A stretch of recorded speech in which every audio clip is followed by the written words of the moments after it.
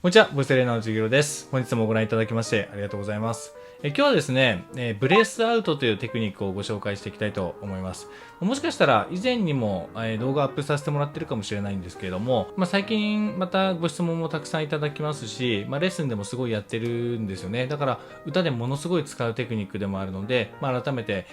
ご紹介していきたいなと思うんですけれども、歌のフレーズの終わらせ方っていっぱいあると思うんですね。例えばビブラートで終わるとかね、こう、とか、あとは単純にこうフェードアウト、音量を小さくして終わるっていうやり方ですね。ね、こんなのもあると思うんですけど、でその終わらせ方の一つでブレスアウトっていうのがあるんですけれども、これ結構どの曲でも最近皆さんアーティストの方、使ってるテクニックなので、覚えておくとですね、歌のバリエーション表現がすごく豊かになるので、ぜひこの機会に覚えてみてください。でどういうテクニックかというと、その名の通りなんですけども、ブレスアウトですね。息で終わるっていう意味になります。ちょっとやってみますね。ビブラートとかするとなんですけども、伸ばしていきなり息で切るっていう感じですね。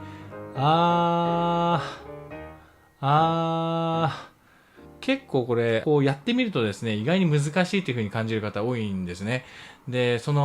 例えばやろうとしてもこう雑になっちゃうとかね、例えばみたいな、なんか大げさになっちゃうみたいな人もいますし、そもそもこう息にならずにぶつ切りみたいな感じになっちゃう人もいるので、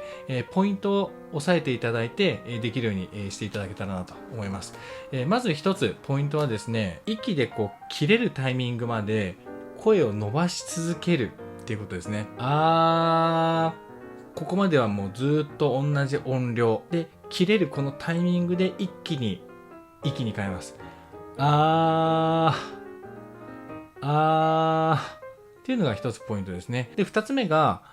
この切れるタイミングで一気に脱力してほしいんですね。これがもう大きなポイントになります。そもそもの考え方なんですけども、この発声してる時って声帯の周りの筋肉をしっかりこう使って発声してるわけなんですよね。声帯の周りの筋肉が声帯を動かして声を出してるわけなんですけども、その筋肉を一気に抜くわけですから、発声してる時っていうのは多少なりとも筋肉が張り詰めてる状態になります。ちっちゃい声出してる時でも大きな声出してる時でも筋肉は使ってます。触りながらやっていただくと分かると思うんですけども、こ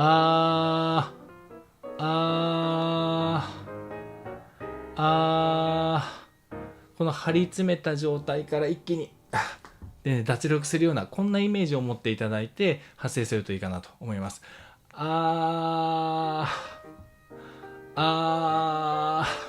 力が入っている状態、筋肉が張り詰めている状態から一気にこんな感じで脱力してあげるといいと思います。いきなり完璧にできなくてもいいので、まずは、その脱力する感覚を覚えてみてください。は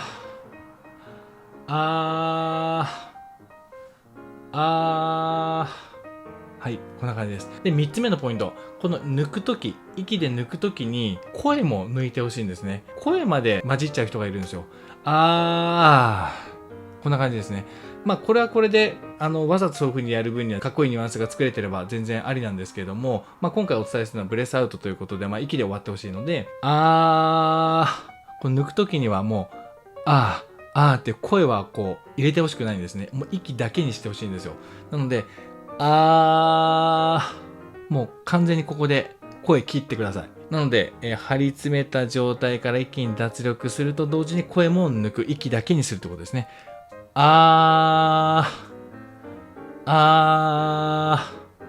な感じ。単純にこれだけの練習もしていただきつつ、歌の中でも練習してほしいんですね。例えば、何の曲でもいいんですけれども、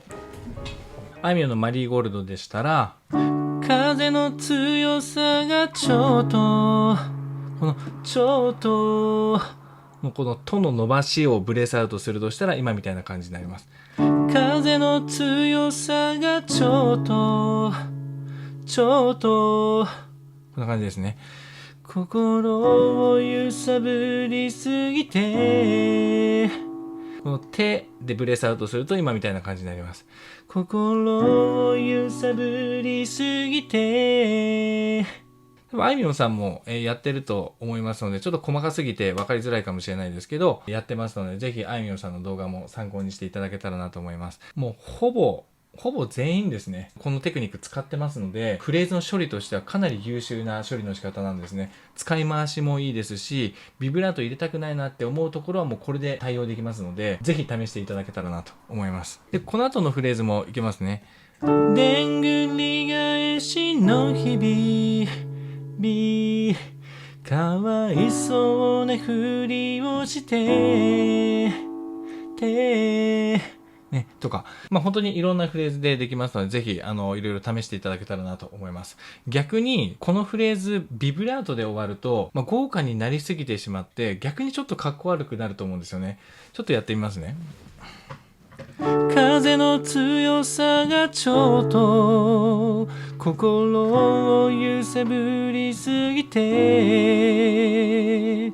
真面目に見つめた君が恋し